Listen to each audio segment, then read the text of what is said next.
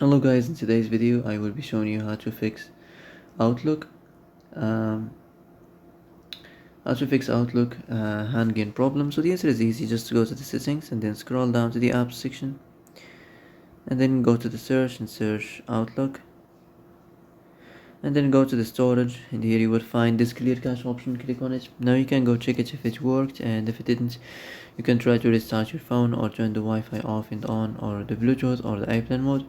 Also, you can try to clear data, but be careful. If you clear data, all this application's data will be deleted. This includes all files, the settings, the accounts, the databases, etc. So be careful if you want to clear your data.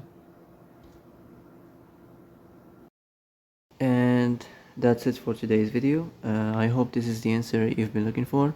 If you like this video, don't forget to like and subscribe, and see you in the next video. Thanks for watching.